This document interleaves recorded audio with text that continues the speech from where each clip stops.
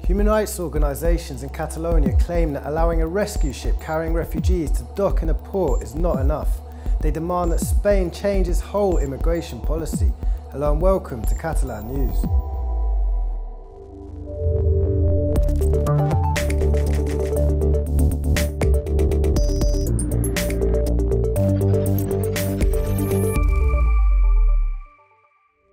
The stranded ship in the Mediterranean, Aquarius, carrying 600 refugees, is heading to Valencia, a region south of Catalonia.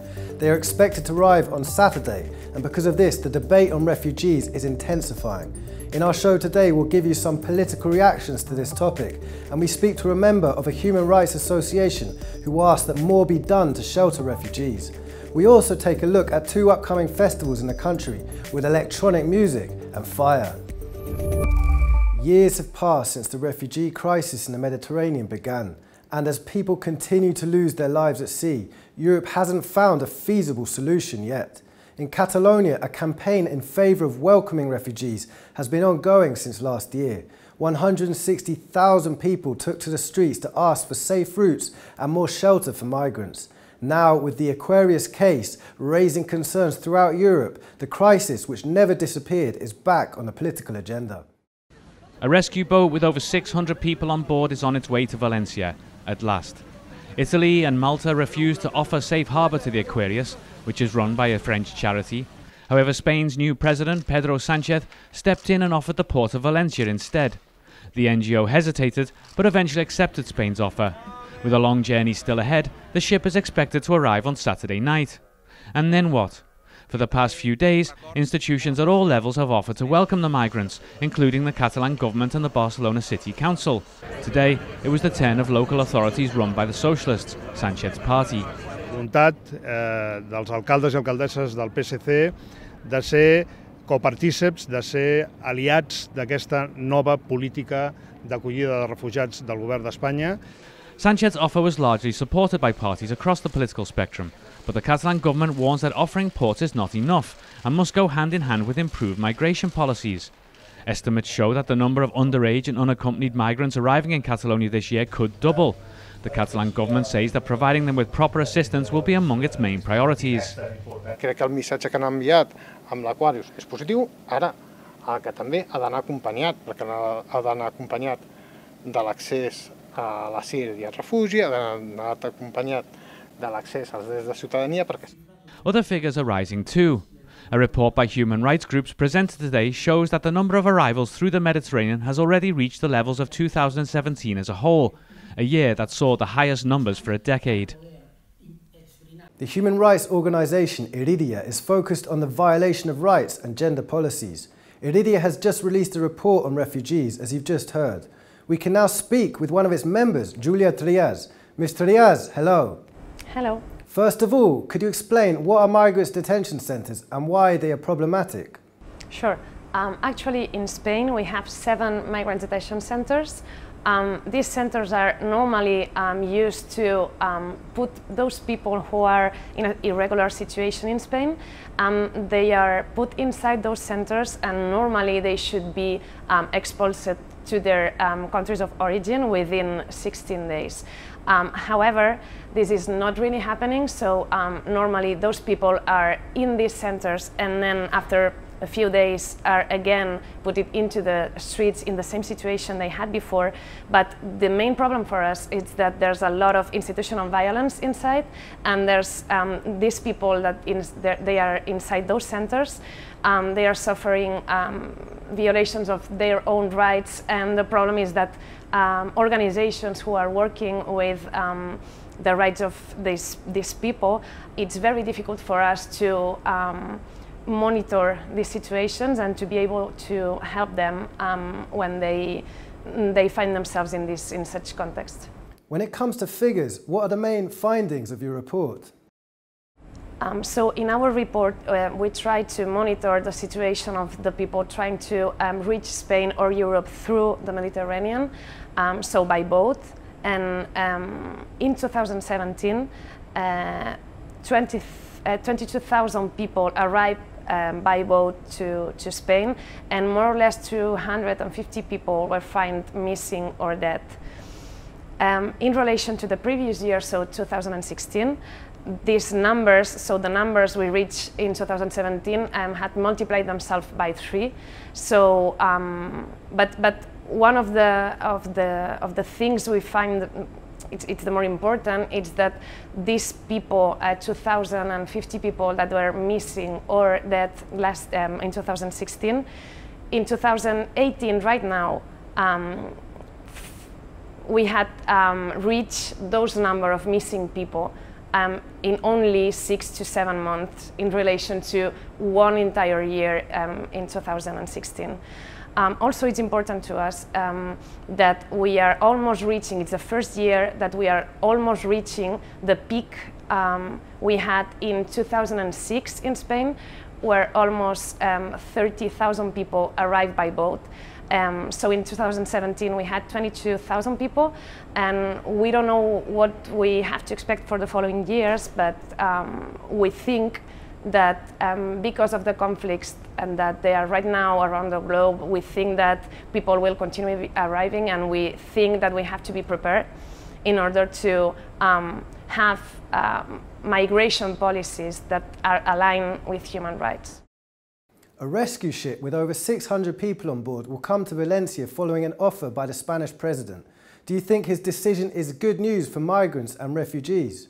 Yeah, from the organizations that we are working with or for the protection of rights of migrant people, we see this new movement from the new Spanish government as positive, as we have been for many, many years trying to listen, so the Spanish government to listen to us and to really help those people that they are trying to arrive to Spain or to Europe.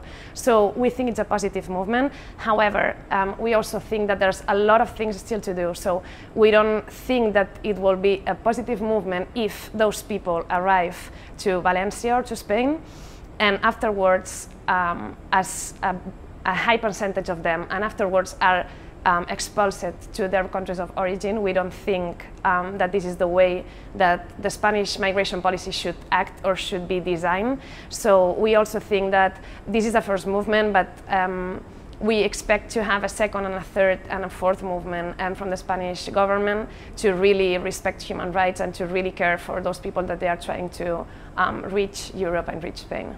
Thank you very much, Ms. Trias. Thank you. Moving on to politics, the debate on the current situation in Catalonia after last autumn's turmoil is still intense.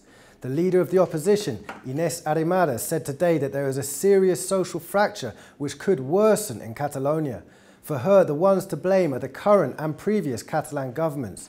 Yet she didn't go as far as the Spanish Foreign Affairs Minister, who said last week that the country is on the verge of a civil confrontation.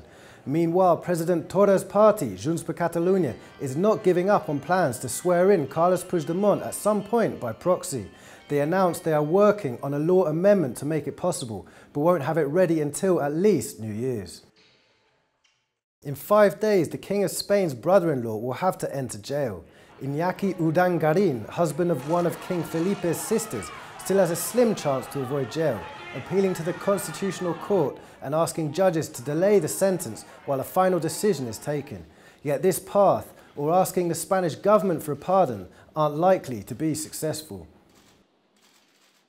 Moving on, yesterday we told you about an initiative to reduce emissions in the port of Barcelona. Also related to the environment, today the Catalan capital's metropolitan area announced another project to fight against food waste. Both measures have one underlying thing in common: the concerns about climate change and global warming. The average Catalan throws away around 35 kilos of food per year, enough to feed another person for a whole month. But food waste is a global issue. Around 1.3 billion tons of food go to waste worldwide on an annual basis. The majority of this is lost between the point of production and distribution, often because the product does not meet market needs. People may be less inclined to buy a banana if it's bruised, for example. It's time to rethink how we produce, distribute, and consume food. In order to reverse current trends, the Greater Barcelona area has launched a plan to do just this, aiming to put food waste on the political agenda. I a partir d'aquí assolir entre tots una sèrie de compromisos, no? Per exemple, seria aquest de reduir el malbaratament, però un altre, per exemple, ha de ser el del respecte de les zones agrícoles actualment existents i la protecció d'aquestes zones. Among the actions involved in the plan are creating a cooperative ecological supermarket with 0-kilometer products, raising awareness of sustainable consumption, and more. It will be a joint effort involving public administrations, research centers, businesses, and citizens. Feeding the world's booming population is no minor feat. Food production often brings problems, especially in the long term. A European Commission report points out that agriculture is a big contributor towards global warming, as it produces two of the most powerful greenhouse gases, methane and nitrous oxide. The facts are in. The evidence of climate change is solid and real, as the Commission's report states. Initiatives like Greater Barcelona's food waste plan are just one small step in the right direction.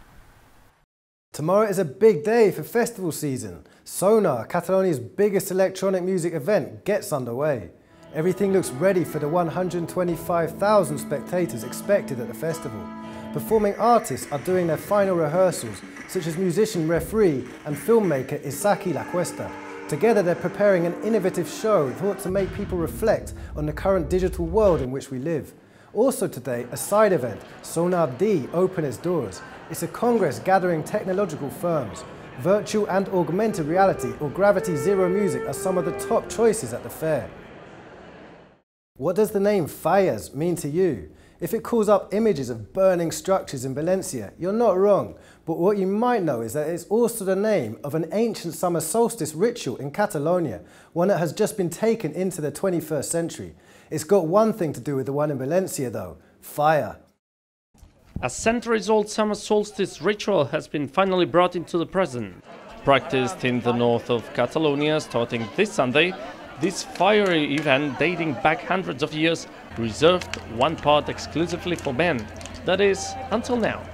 In the town of Pobla de Segur, two local 18-year-olds put forth a petition to change this, so this weekend we'll see women and men taking part equally. The ritual involved carrying a flaming wooden torch down a mountain while women waiting at the entrance of the town. Couples wearing traditional dress would then make their way to the bonfire, tracing its roots back to ancient times when the arrival of summer was celebrated with fire to ward off spirits and to welcome the sun. The Fallas in the Catalan Pyrenees was later adapted to Christianity. It's thought to have served as a test of physical prowess of young men and is now included in the UNESCO Intangible World Heritage. Last year in Pobla de Segur, over 150 young people took part in the traditional celebration. It's also observed throughout the mountains in different towns, but always with the same theme, fire and tradition, to bring good fortune, to ring in a new season, and in the case of Pobla de Segur, to begin a new tradition. In today's show we've spoken about the ongoing refugee crisis in Europe. One of the main reasons for the rise in people who risk their lives at sea to reach Europe is the ongoing war in Syria. Before we go today, we leave you with images of a recent meeting of around 100 Syrians in Lleida, western Catalonia. Bye for now and see you tomorrow. Thank you.